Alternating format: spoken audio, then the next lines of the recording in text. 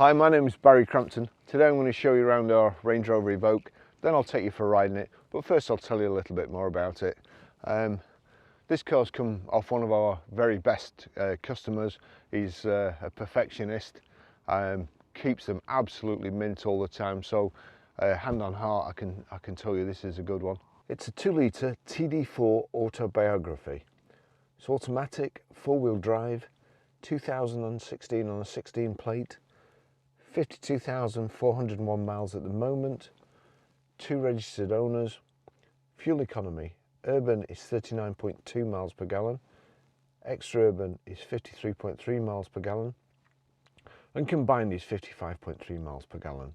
Has a 0 to 60 time of 8 seconds, a top speed of 121 miles per hour out of a 4-cylinder 178 brake horsepower 16 valve engine.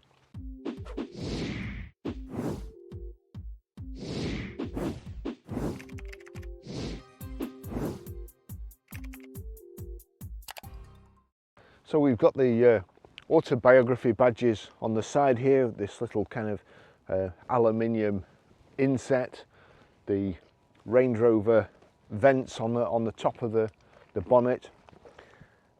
Front parking sensors. This has also got 360 cameras, so cameras all round. There's one just there. The others are over here in the mirror. Got the LED running lights at the front there. These wing protectors there. These are probably the nicest wheels I've seen on a Range Rover, to be honest. They're kind of multi-Y spokes, Pirelli Scorpions all round, mud flaps, power folding door mirrors, got the full pan roof, de-chromed. It's black all around the windows, piano black. It's keyless lock, keyless entry.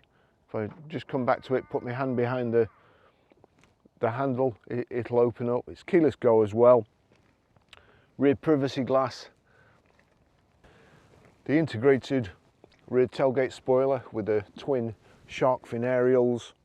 It's a reversing camera there, and also power open, power close tailgate. Nice flat load area, reasonable size. Hard rear load cover, split 60/40 rear seats.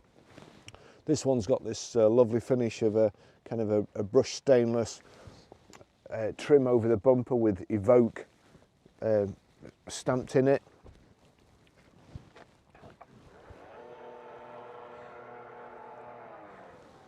Twin chrome exhaust tips under there, and this piano black diffuser and a bit of piano black in there with the rear parking sensors in.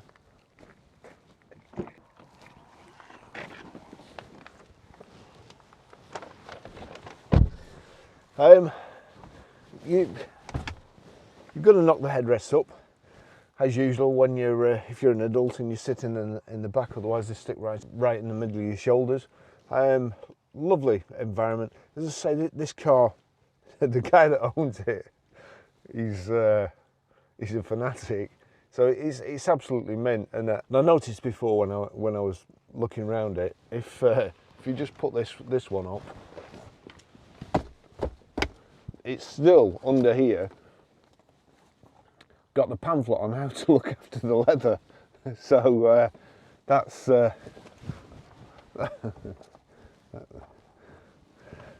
I love cars like this, and to be fair, I love the Evoque. It's really nice.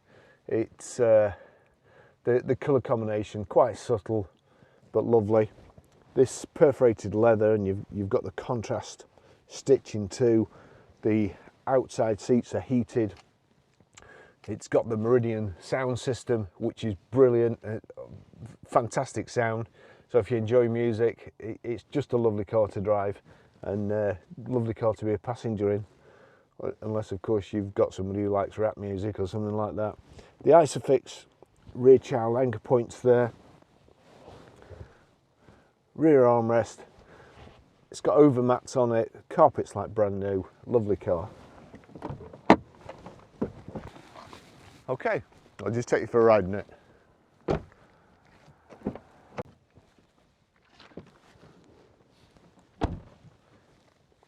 the Range Rover keys there. We do have 2 of them, but they're surplus to requirements because foot on the brake, click the start button, and that's it off. First thing to do today, again, heated steering wheel and the heated seats. I've got to say, I don't really like this configuration of the heated seats, because you press the button like so, and then you have to mess about clicking the touchscreen. Having said that, these are also heated and cooled seats, so if you knock that down like that, then you get cold air blowing through the perforations.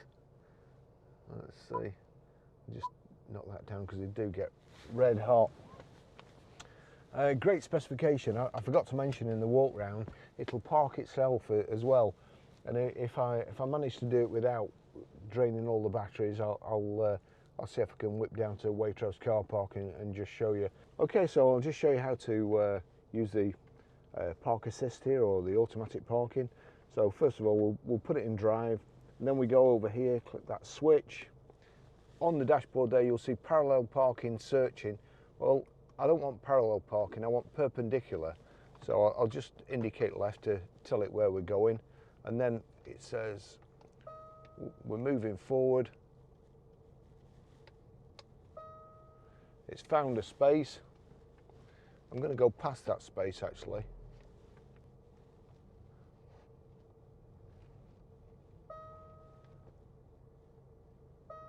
Space found. Select R and wait. R. Perpendicular parking, reverse with care. So we're going in.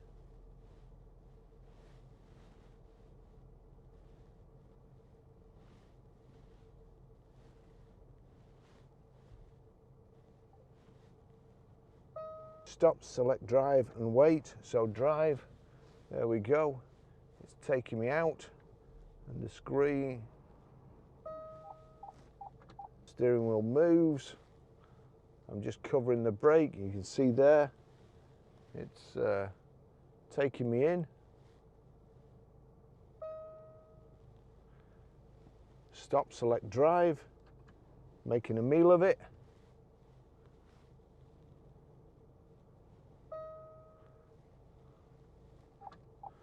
Select reverse, and there we go. We're going in there.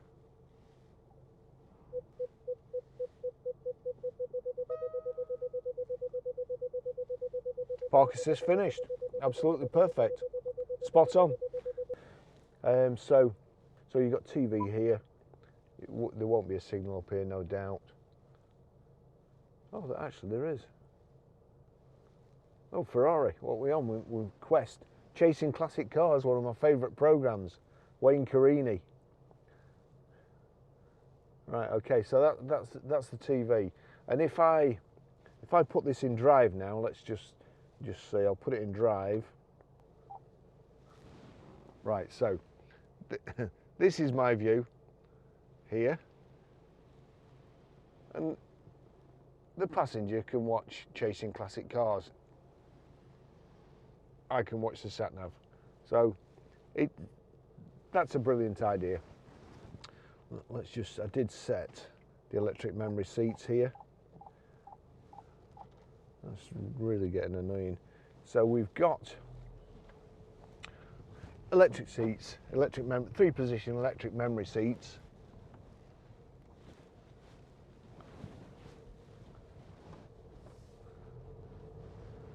Meridian speakers, brilliant. I bet we've got no. Hey Siri. In fact, no. What? I'll just turn this up. Don't you feel like crying? Don't you? Yep, all the time in the car job. That should be our theme tune.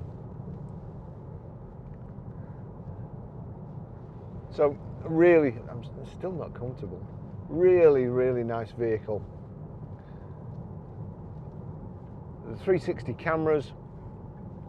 I click the cameras there. There you go.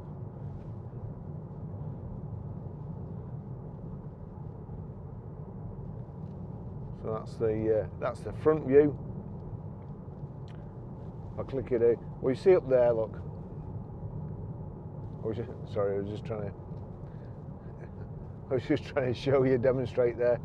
This has got lane departure assist, and it will actually, if you've not got the sense to switch it off, it will actually steer you back into the lane, or try and steer you back into the lane. But it does give you this awful, to me it gives you an awful feeling like one of your tyres is going down. If you just get too close to one of the lines, it starts to pull you back. And honestly, I think it's the most horrific feeling, especially if there's nothing behind you and you're overtaking something or whatever, and you don't indicate and just pull out and go across it. It'll try and pull you back, and you can feel it. It's like fighting against you, and then it gives way, and then you shoot over the road. So if you want it, it's there, and if not, you can knock it off. I think you can also change the sensitivity as well.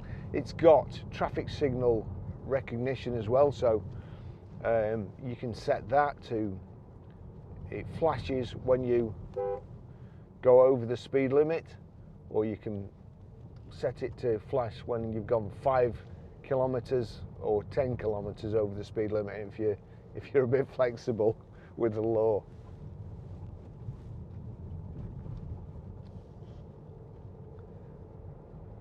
We've got paddle shift on the top here, so the most important switch there, the heated steering wheel, which is just there at the side of your telephone buttons.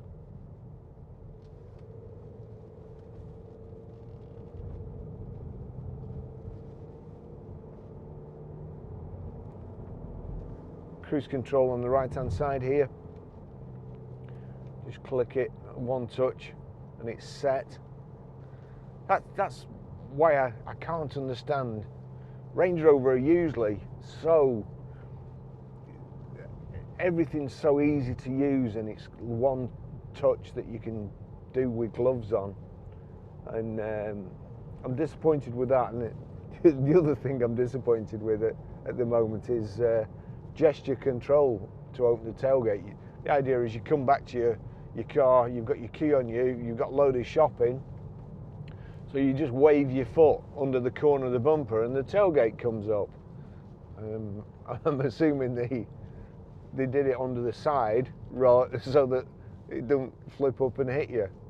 But every time I walk past mine, bearing in mind I park at the side of the office, so every time I go out and walk past it, the tailgate shoots up. It really is driving me mad. It's such a stupid idea.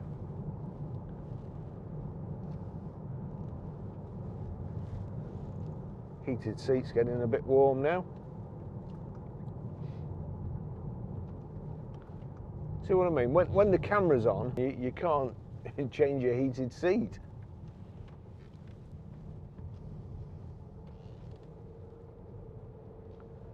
And we'll try it again. Click that, and then, or knock it off. That's it. Here, it's the dynamic. I'll put my Ray-Bans on for this when we're in a place where nobody's going to run into me with a piece of farming or agricultural equipment.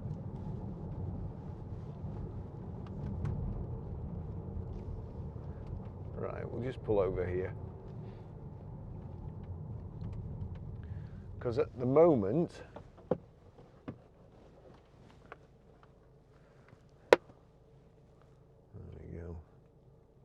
turn them on. Just at the side there, you'll see an orange light. That's the blind spot warning indicator, which is a very, very good idea. On the way up the motorway, it was flashing on all the time, and you do, or you can lose sight. The Evoque hasn't got a massive back window. Once you get used to it, it's no problem at all, nothing to worry about. And you only notice it when you're at the back opening the tailgate. When you're in the car, it's all right. you've got a good view. The mirrors are nice and big as well. We've got power folding door mirrors. But the D pillar at the back there, that's, you know, that's fairly wide. So I suppose it is. I mean, I've got a tremendous view here. I can't complain at all. But I've still been having ridden motorbikes in the past. I think that's probably the best idea ever. You just lose sight of a cyclist for a second, or you don't see him, and you pull out, and then the next minute is, you know, very, very bad accident, which is no good for anybody. So see the cloud today, very low cloud. It's seeing as the forecast was rain, we've done all right. Okay, now I'll change that back, because it says at the moment special program. Now it's saying general program selected. So when we get around this bend, when we get around here, if I just click that, we'll see the dashboard's gone red, and then it's in dynamic mode. A bit more responsive, using more fuel, which we don't want to do, so we'll knock that off straight away. Now one of my cameras has gone off. We've only been going 5 minutes. It seems to do this to remind me of how naff electric cars will be when they start going wrong. That camera, 6 months old, GoPro, just keeps going off as and when it feels like it. I don't know why. It just does it on its own for no reason.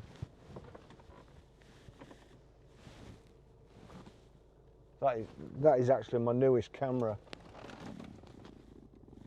It's not red hot or anything.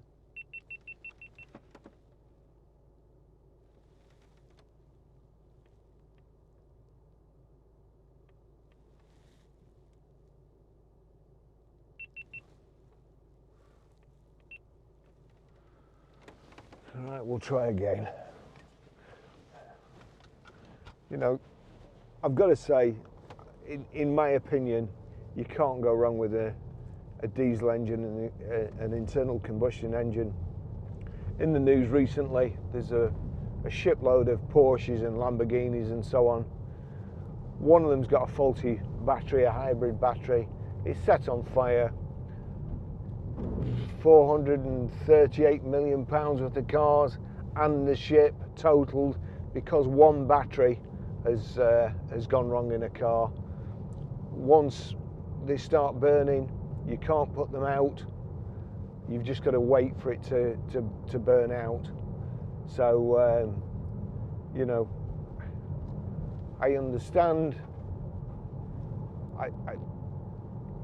the attraction of electric cars, but electric going up now from, I mean, all fuel's going up, but if electric goes up too much, or we can't get any, then your car's going to be stuck up the driveway.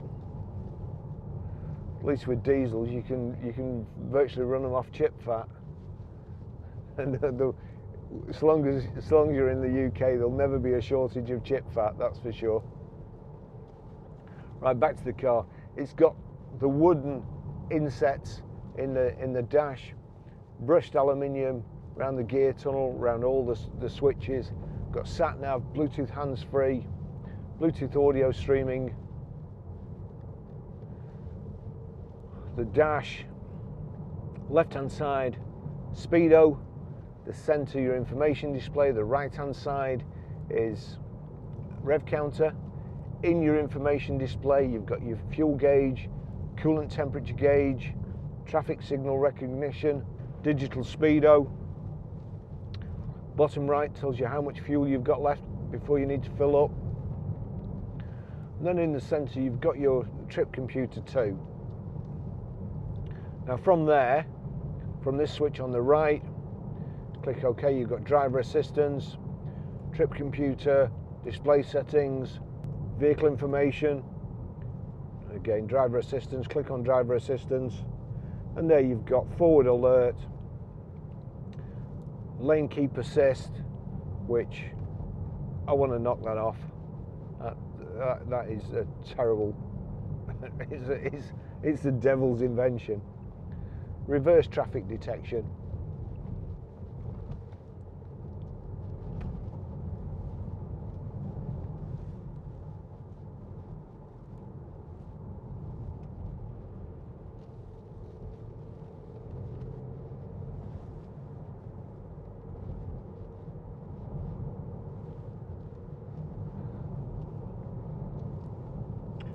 Electric window switches here. You've got your climate control, heated front screen, heated rear screen, and in the Range Rovers with a heated front screen, some cars you click the heated front screen or what you think's the quick clear for the front screen, and it just puts the blower on full and blows on the screen.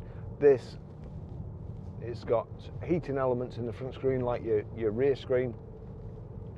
Gets rid of the ice on your screen or any condensation, and it's just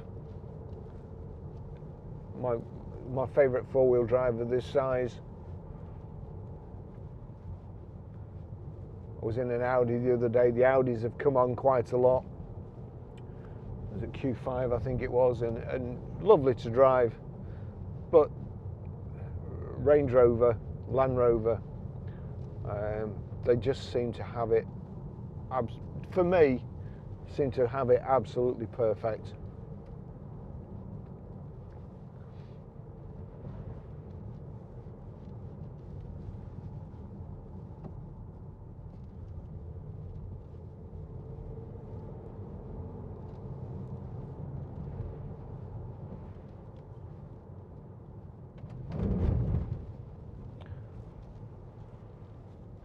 And certainly, as far as off-roading goes, I don't think there's anything to beat.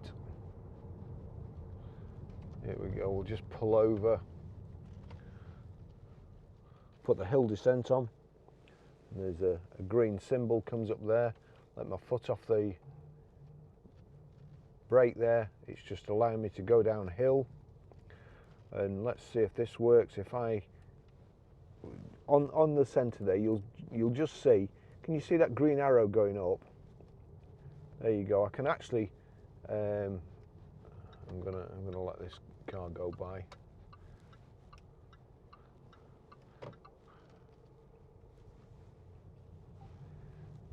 So you can actually control your speed downhill. And again, I've got to say, I didn't know that, and I wouldn't know it because I never read handbooks.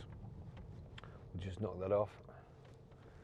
So we'll go down the hill normally, and thanks to one of the subscribers who told me how to do that. And as I said before, I'm really grateful. If I miss something or there's something I don't know, it's great to have 23,000 followers who pull you up on everything you do wrong. So I don't mind that. If there's anything you think I've forgotten or other drivers should know, a little tip, then please leave it in the comments, because it does help. I've only got a small brain, so I can't remember everything, and the stuff I do remember is pretty useless to most people. We've got front central armrest here, that pulls up. We've got sheep on the road in here. In there, look, you've got two USBs, you've got auxiliary in, a power socket. Just give these sheep a chance to wander across.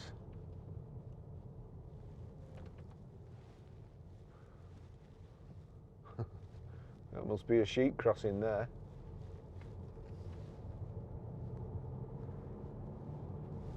So just where this sort of vehicle belongs.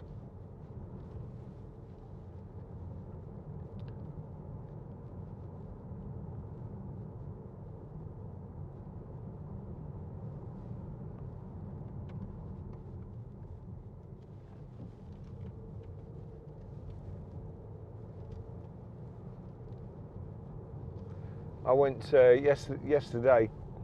I decided I wanted a new Apple Watch, and of course I can't wait for anything.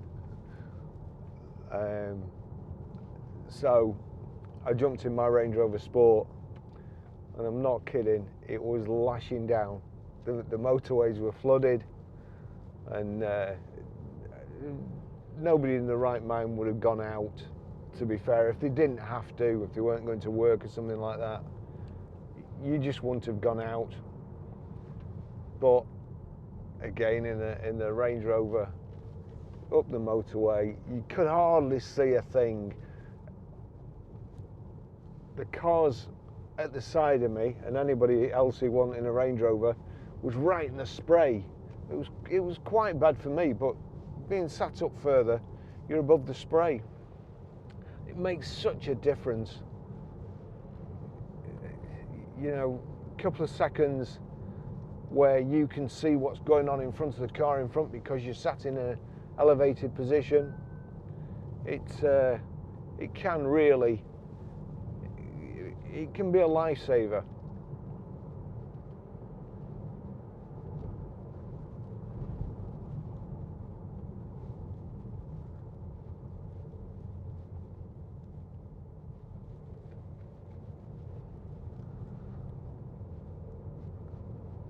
Especially if you're up here and you need to go to the shops. So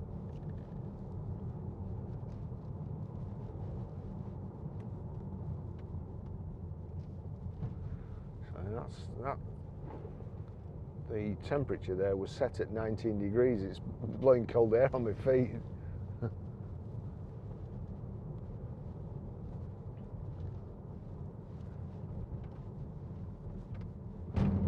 Let's just switch the camera on here.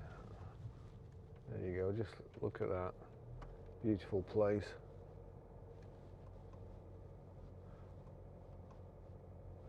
Those are the side cameras, which I was trying to show you before, but and then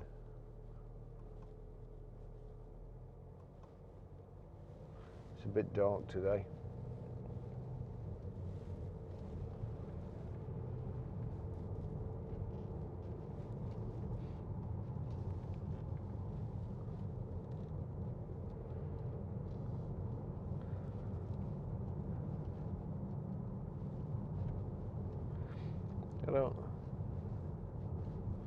I don't quite know why. No, possibly.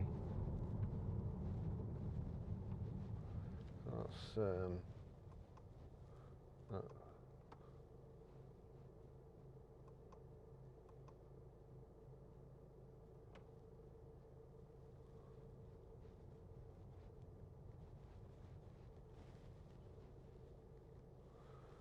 click the arrow. Curve view. There you go, there's a curve view. T-junction view.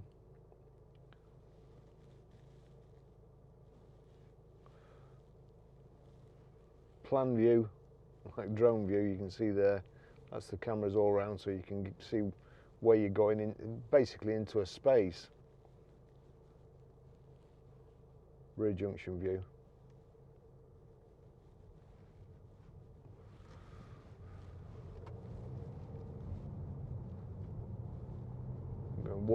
Water splash view.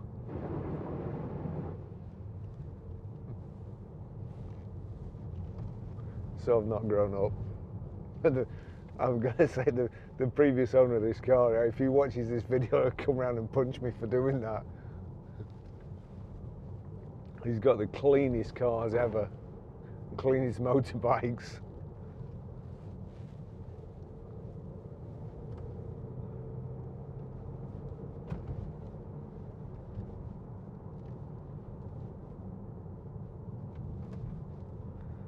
That's it. Beautiful car, great specification. Autobiography is just finished that little bit better. Very subtle. You know, nothing in your face. No like these overfinch and Cairn conversions where these. When the Range Rover engineer and the designer has finished, that's it. You don't need to do anything else. Don't stick anything else on. because it's perfection. No big arches and stuff like that. The car's subtle and it's perfect for absolutely anything you will ever need to do. Thanks for watching. I'll see you in the next video. Bye bye.